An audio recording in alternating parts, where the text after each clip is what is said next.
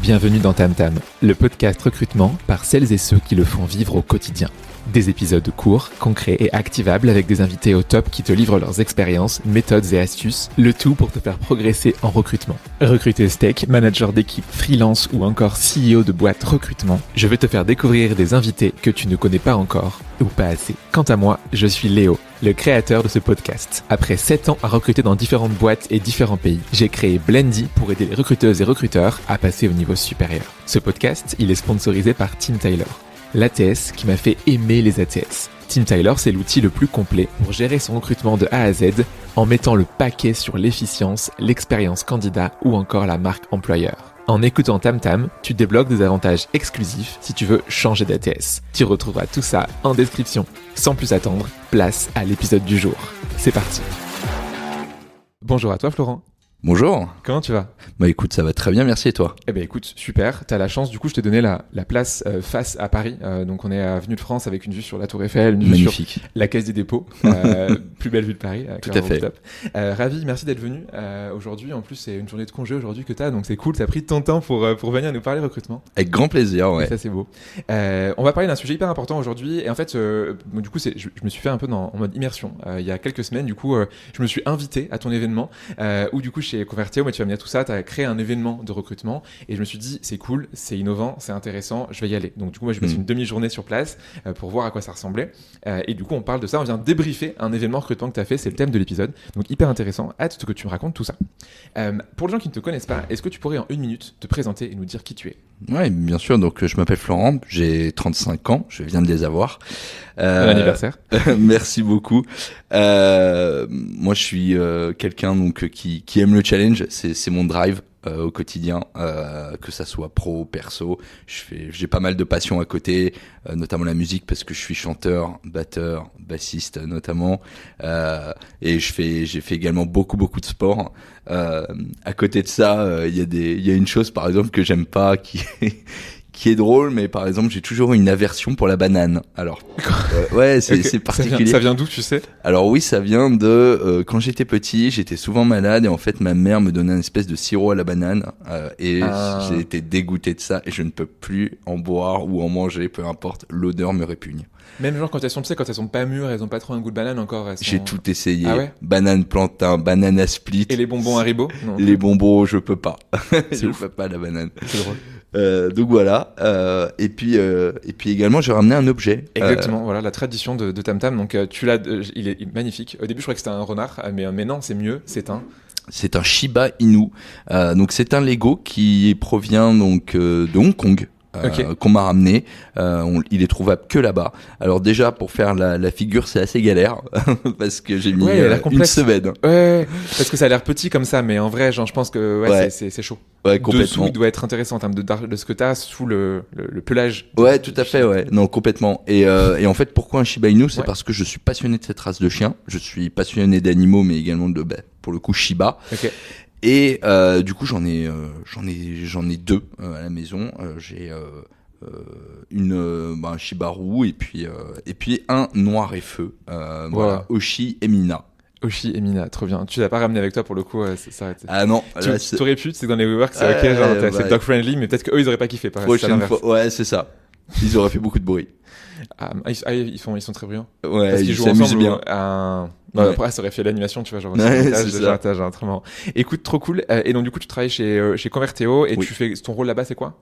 Je suis directeur du recrutement et campus management au sein de Converteo depuis presque 1 an maintenant. Ok, trop bien. Félicitations, c'est une chouette boîte. J'ai pas mal d'anciens collègues chez Nouvelle qui sont passés chez Converteo ou qui en venaient, qui font des allers-retours entre les deux.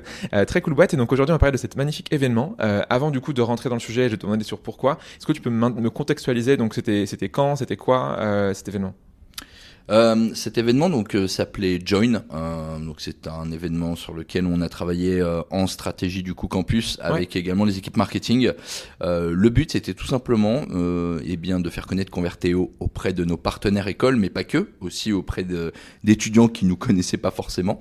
Nous voulions en fait faire une après-midi porte ouverte dans nos locaux pour tout simplement faire des retours d'expérience, faire des conférences et également faire un job dating, que ce soit pour un stage, une alternance ou même un premier CDI.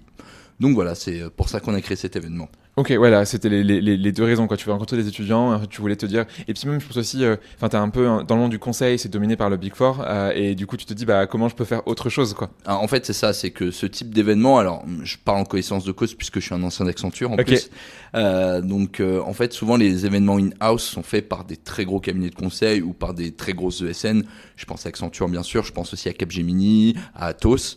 Et nous, on s'est dit, petit Convertéo, 450 collaborateurs, on va essayer de faire la même chose, mais à notre échelle, pour toucher notamment eh bien, des écoles avec lesquelles nous ne sommes pas forcément en partenariat.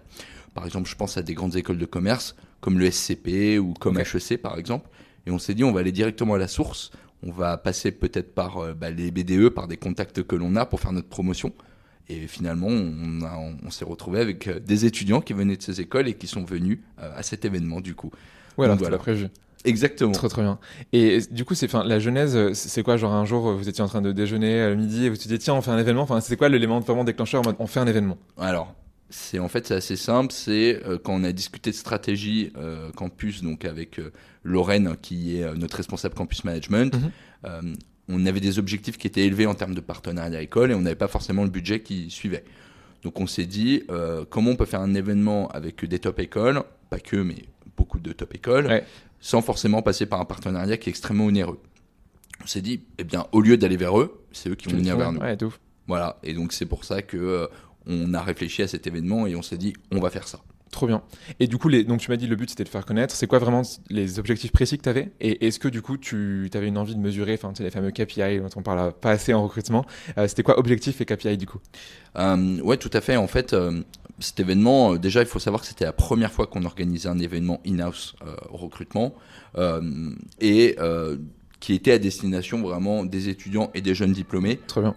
Peu importe finalement leur master, même des personnes qui voulaient juste avoir des renseignements, comprendre un petit peu ce qu'on faisait. Nous, ça nous intéressait en fait de parler de nous. Et dans cette logique, on n'a pas souhaité forcément intégrer de KPI qui soient propres au recrutement. Okay. On ne veut pas mettre par exemple nombre de personnes recrutées parce qu'on est dans une phase de test. On veut faire parler de nous. Et c'est de la découverte, comme tu l'as dit, quoi. C'est pas de la conversion. C'est du dans ton entonnoir, funnel marketing, c'est tout en haut, t'es pas en bas. C'est ça, absolument. Et je pense que c'est important aussi d'avoir des objectifs qui soient réalistes par rapport à Convertéo, à l'origine de cet événement, puisque c'est la première fois que nous le faisions.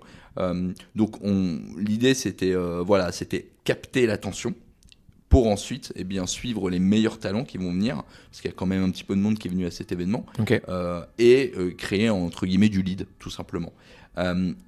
Pour mesurer cela, du coup, on a envoyé à la fin de l'événement une enquête de satisfaction interne, parce qu'on avait des intervenants Convertéo, mais également externe. Et le but était de voir quels modules les étudiants avaient aimé notamment, quels étaient les modules à retravailler, parce que bien sûr c'était une première fois, il y a toujours des choses à changer, et également récolter des verbatims sur l'organisation globale. Donc c'est pour cette raison que en termes de KPI, nous n'avons pas réellement en fait de KPI recrutement. On a mesuré par exemple le taux de personnes qui souhaitent par la suite travailler chez Convertéo, le taux de personnes qui recommanderaient Convertéo à leur proche. Très bien. Et là, c'est du 100% par exemple, donc c'est hyper intéressant. On a également mis en place un système de notation sur les différentes animations que nous avons pu faire. Donc, entre guillemets, on a fait quelques retours d'expérience sur des projets clients. On a également fait un job dating en fin de journée et notamment une conférence sur l'intelligence artificielle, puisque c'est un sujet sur lequel nous travaillons beaucoup. Voilà. Et également, nous avons demandé à chaque participant d'apporter des pistes d'amélioration par rapport à l'événement auquel ils ont pu participer. Comment ils auraient pu mieux faire, ouais. Tout à fait. Et en vrai, trop bien. Et c'est vrai que sur les animations, on n'en a pas encore parlé, mais du coup, du coup, j'ai participé. J'étais du coup au fond de la salle à regarder ce qui se passait. Et moi, j'ai beaucoup aimé aussi l'introduction qui était faite par un des créateurs du coup. Raphaël, absolument. Raphaël. J'avais perdu son prénom. Et du coup, c'était hyper intéressant parce qu'il a commencé par ça. Et je me dis, pour un étudiant, une étudiante, commencer par quelqu'un qui a créé une boîte qui marche marche bien, tu vois, en mode genre salut, je pars de zéro en termes de, j'ai pas déjà de boîte, tu vois. Ouais. Genre bon, c'est pas de zéro qu'il a fait HEC, je crois, de mémoire ou une Ouais, bonne mais école. en fait, c'était sa première C'est trop bien. expérience, en fait. Exactement. Genre sortie d'école, je crée un truc ouf comme ça, qui a bien grossi année après année. Ouais. Je trouve c'est hyper inspirant, tu vois, Tout à pour fait. des étudiants et étudiantes qui voudraient s'inscrire dans l'entrepreneuriat en se disant d'abord je fais du conseil, j'apprends avec eux, via eux, et ensuite j'ai envie de créer ma boîte et basta. Et ça, du coup, commencer par ça, c'était hyper fort. Et donc ouais, les différents temps. Donc on avait cette interview-là, enfin son intervention à lui. Tout à fait. On avait la conférence sur l'IA juste après de mémoire, les REX. Donc les REX, pour les gens qui ne savent pas, donc c'est les retours d'expérience de vos clients. Donc c'est des cas clients. Oui. Vous expliquez, bah voilà, on avait tel client, on travaille de telle manière, voilà ce qu'on a fait pour eux, etc. Et des clients très sympas en plus. Mhm. Hein, c'est pas des c'est petits clair. clients sur des petits projets. Et en effet, job dating. Là pour le coup, je n'étais pas là, je n'avais pas m'incruster dans les interviews. Ça se passait comment les job dating? Du coup, c'était quoi le but et c'était quoi la durée et tout? Alors, le job dating, c'est ce qui nous a demandé le plus d'organisation. C'est dur à faire. Ouais. C'est très dur et franchement, je trouve qu'on a fait un super boulot là-dessus. Donc, en gros, on avait mis un binôme recruteur et manager.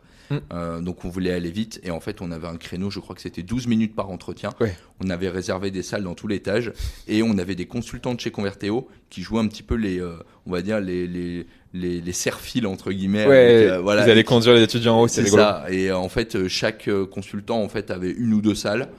Et en gros, il prenait les étudiants, il les amenait, il raccompagnait les autres.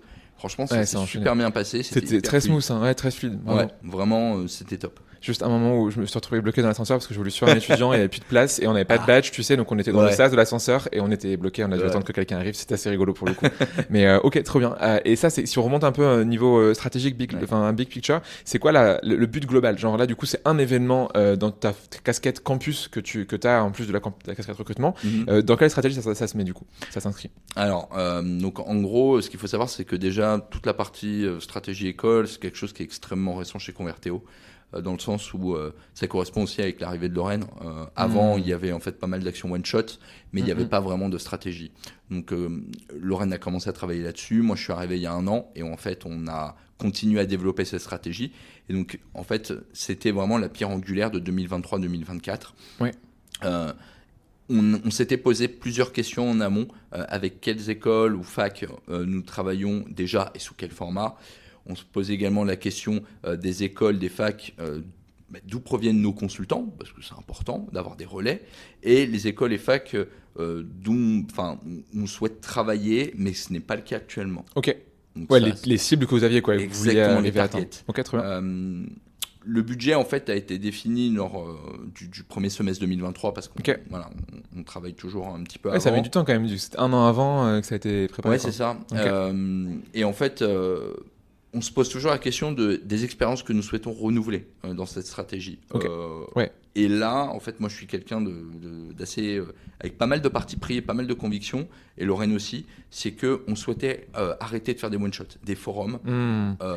Tu sais pas ce que ça marche en plus, t'as peu de ROI derrière. Exactement. Et le truc, c'est que les forums, ça va bien marcher quand on fait partie d'un Big Four, quand on fait partie d'une... C'est ça. Les gens viennent à toi, tout de suite. Exactement. Une très belle structure où tu vois que tu as la queue à ton stand. Ou tu as des goodies de qualité. C'est ce qui marche dans les forums. Genre des cookies qui sentent le cookie Micaline, tu sais, à des stands à la ronde. Là, les gens viennent, les étudiants. Exactement. Où ils offrent le petit-déj ou ce genre de choses. Ouf.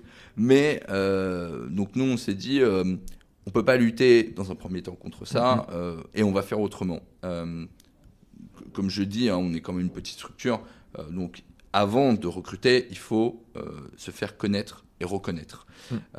Et pour se faire reconnaître, il faut juste créer de la valeur, en fait. Créer de la valeur pour les étudiants. Comment on crée de la valeur? C'est en leur apprenant des choses, en ayant un rôle un peu pédagogique de mentor. C'est pour ça qu'on va faire également beaucoup de masterclass, de projets. On a notamment, par exemple, accompagné les étudiants de Dauphine sur leurs projets. Donc, voilà, on a une stratégie qui est un petit peu différente d'autres cabinets.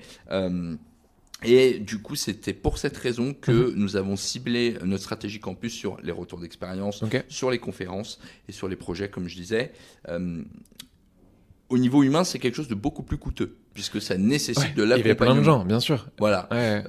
Quand on fait une stratégie, là, on a nos consultants, donc on a des consultants ambassadeurs pour école, et c'est vraiment eux qui vont s'occuper de toute cette phase projet, conférence notamment.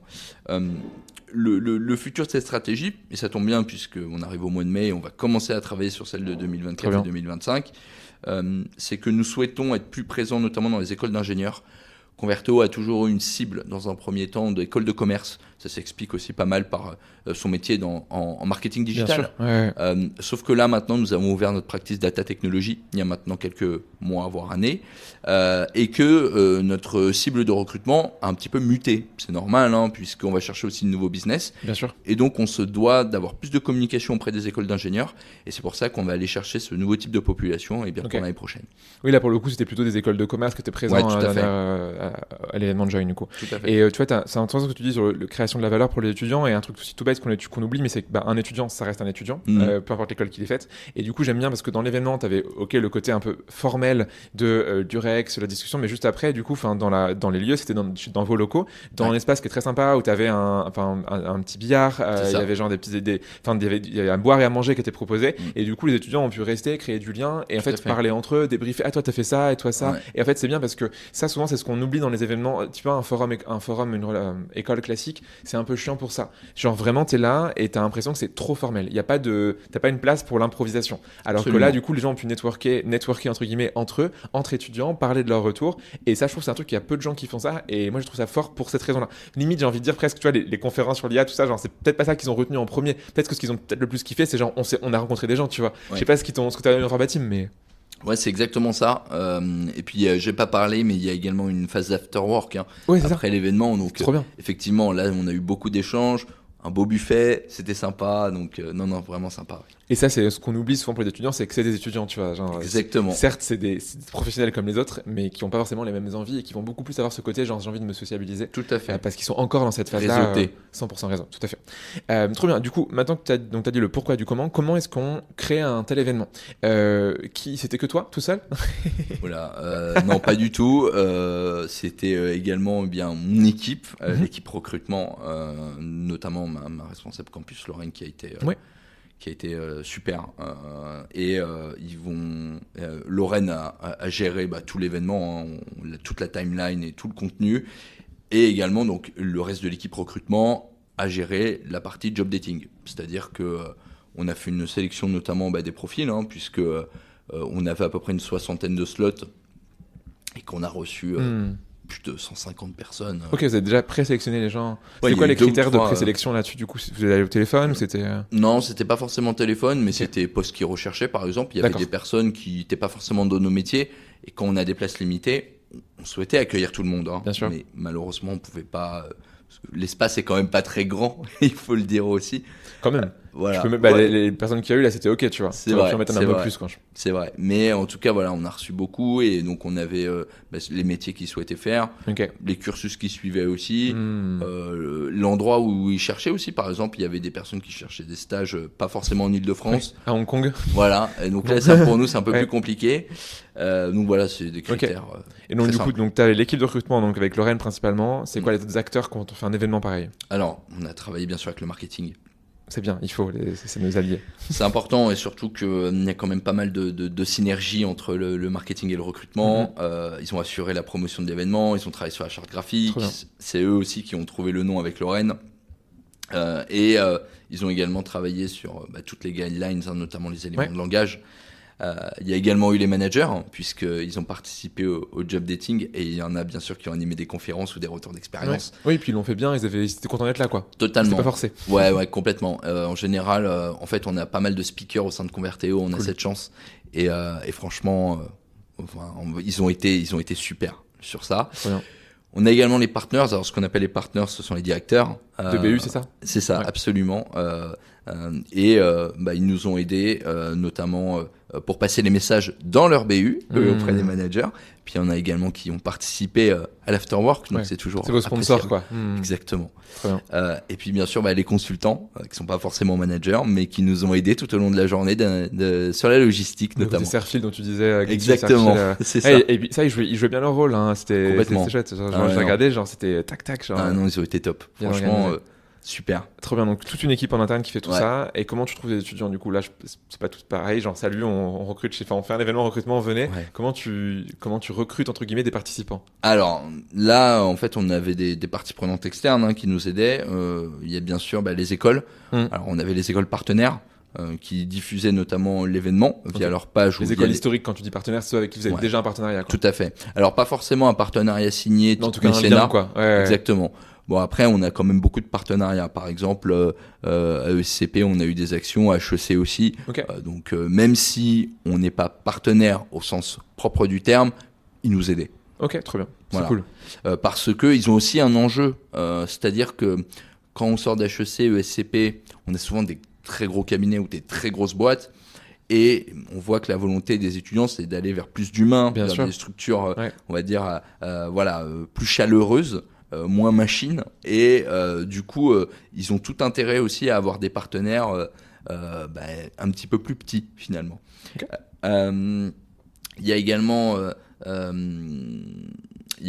toute la partie professorat parce que nous en fait on travaille beaucoup en direct avec des professeurs de certaines écoles et en fait ils en parlaient directement à leurs étudiants, donc c'est top quand on a un relais aussi proche de proximité.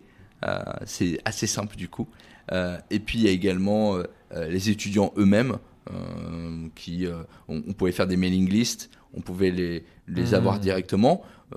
Et puis j'en ai pas parlé, mais il y a également les stagiaires et les alternantes chez Convertéo. Qui peuvent, camarades de promo. Tout à fait. Donc il y a pas mal de choses qui ont été faites. Et puis bien sûr, tous nos réseaux sociaux où notre équipe marketing a fait un super boulot. Ok.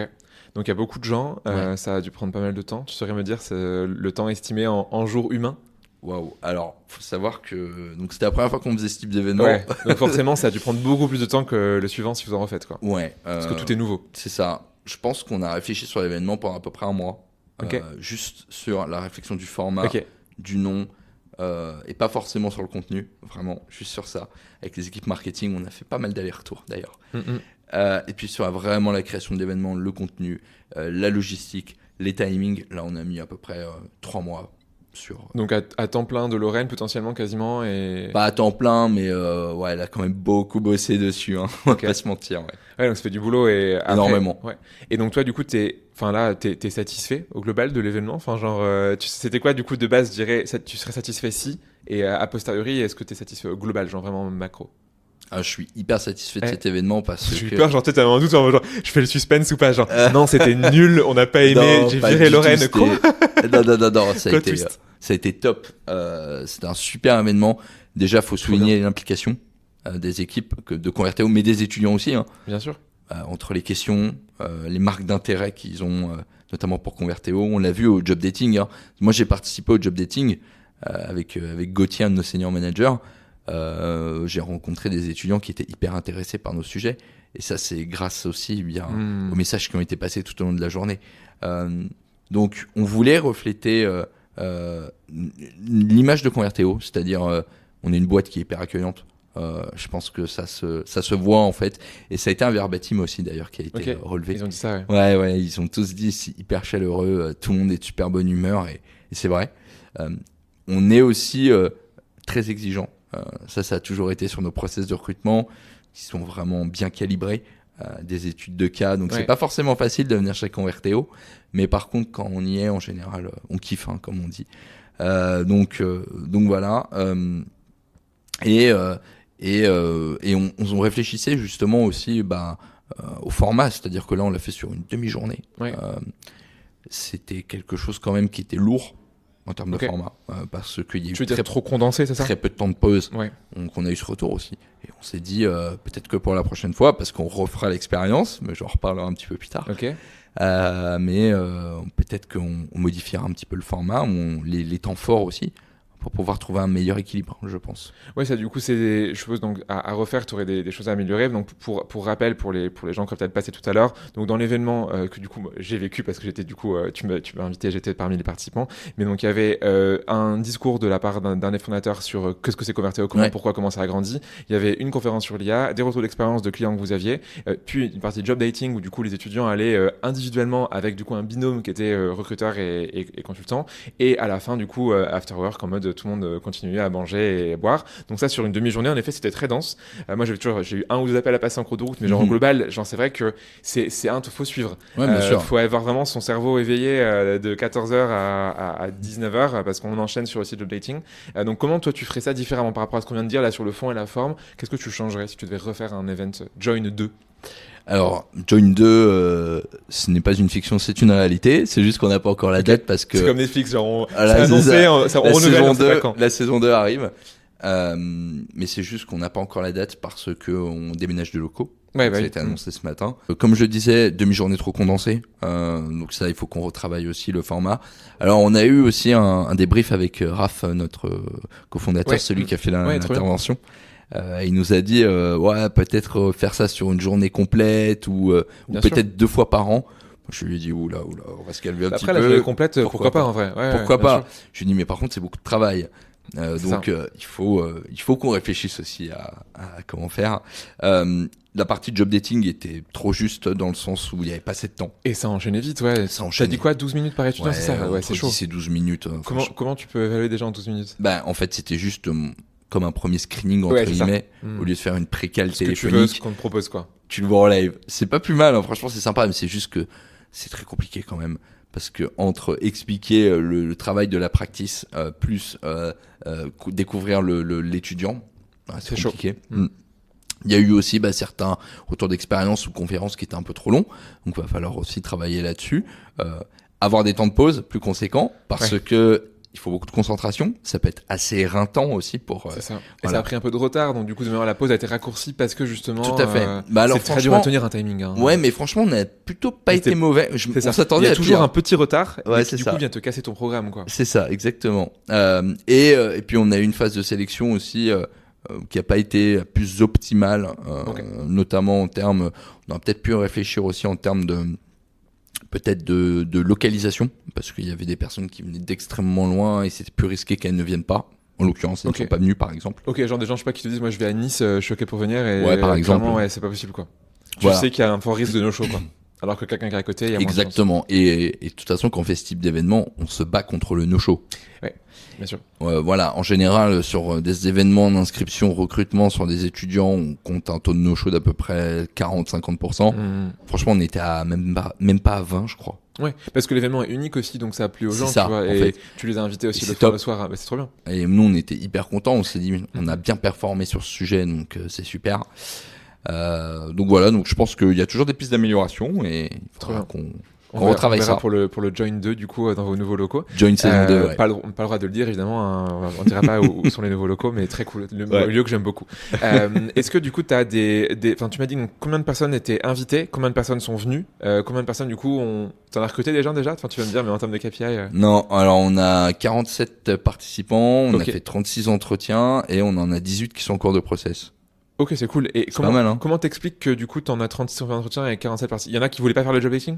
Ouais, il y en avait qui avaient aussi des obligations.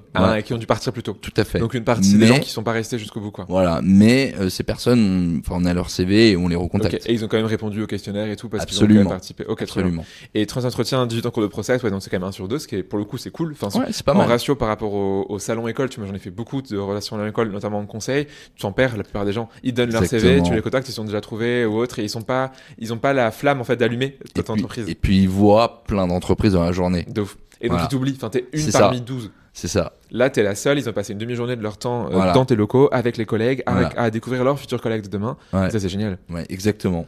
Trop canon. Donc bonne stat, donc 18 ans cours de process, t'as toujours pas recruté quelqu'un, ils sont avancés, tu penses il y a l'entretien final. Okay.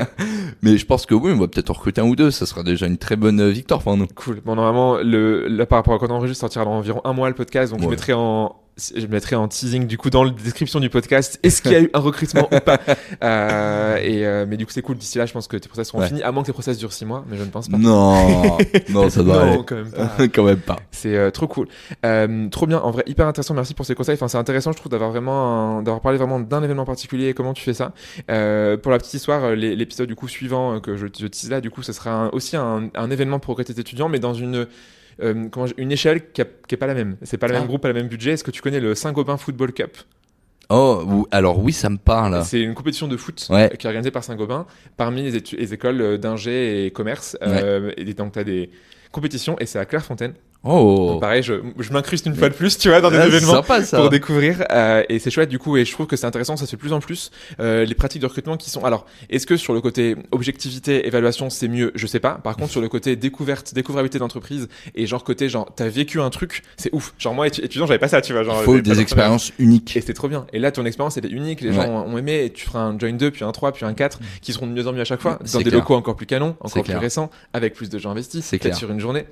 Ça va être canon. Tu feras venir Teshiba. Allez, pourquoi pas. Tu peux leur faire un talk, le Woof Talk. Ah oui, le Woof Talk, allez. T'as un concept pour le Join 2. Merci. Trop cool. Est-ce que t'as d'autres conseils à rajouter, des trucs qui te passent en tête ou que t'aurais oublié de dire sur comment on fait justement un événement recrutement à destination des jeunes efficace, qui marche, qui fonctionne? Moi, je pense qu'il faut, c'est important quand on fait une première itération, de pas se fixer des objectifs vraiment trop élevés, et ensuite de pouvoir mettre en place des objectifs peut-être un peu plus élevés. Par exemple, pour le prochain, peut-être se dire on va recruter 2 ou 3 personnes grâce à cet événement. Okay. Ça permet aussi d'augmenter le budget. C'est-à-dire puisqu'il y a toujours un ROI par rapport à un événement qu'on fait, et en fait là on n'a pas vraiment calculé de ROI parce que c'est sur quelque chose qui est intangible, puisqu'on parle de réputation. Ouais. Mais par contre pour les prochains, je pense qu'on va augmenter le budget et introduire cette logique. Bien sûr. Voilà. Et t'as un truc qui est bien, c'est que alors, les forums écoles, pour en avoir payé beaucoup, c'est cher. C'est très cher. Et il faut que tu payes chaque école. C'est ça. Quand tu cumules, je sais pas, genre 10 écoles, t'es minimum, j'en sais rien, à 5000 balles, la note elle est salée, alors que là, c'est dans vos locaux. En fait, le seul coût, c'est le traiteur. À moins que vous faisiez de la cuisine vous-même, tu vois. Tu pourrais faire un atelier cuisine. Pas impossible, on a de très bons cuistots chez Convertéo. Non mais tu vois, tu pourrais faire un truc, tu les prends ces gens-là et tu fais faire un atelier culinaire aux étudiants et donc ils mangent ce qu'ils ont préparé eux-mêmes. Bref, voilà, je pense une idée comme ça. Mais du coup, c'est beaucoup moins cher que des forums écoles et potentiellement, du coup, si les locaux sont plus grands, on pourrait accueillir plus de gens et donc ça peut avoir un ROI beaucoup plus intéressant. Exactement. Trop stylé. Comme tu sais, à chaque fin d'épisode, j'ai 3 questions que je pose à tous mes invités sur un contenu que tu aimes et que tu recommandes, une personne que tu aimes et que tu recommandes, et un série ou film. Donc la première, c'est le contenu. Est-ce que tu aurais un contenu à nous recommander pour les gens qui nous écoutent? Alors oui, bon, là ça va pas du tout être du pro. C'est pas grave, c'est ok. Alors moi je suis un grand fan de jeux vidéo depuis tout petit. J'ai été bercé dans cet univers. Il y a une chaîne sur YouTube qui s'appelle Esquive la boule de feu. Pas mal comme j'adore cette chaîne qui est pas hyper connue, 70 000 abonnés, mais une chaîne incroyable, notamment qui fait des analyses sur des jeux. Ça peut être des jeux très anciens comme Final Fantasy 1 qui est sorti sur Nintendo. 30-40 ans. Ouais, c'est ça. Et en fait, ils font des analyses d'histoire, de game design et de level design. Et c'est super passionnant. Ouais, tu peux faire un lien avec le recrutement d'une manière ou d'une autre, parce que c'est comme un process, tu vois. Genre un jeu vidéo, c'est un process.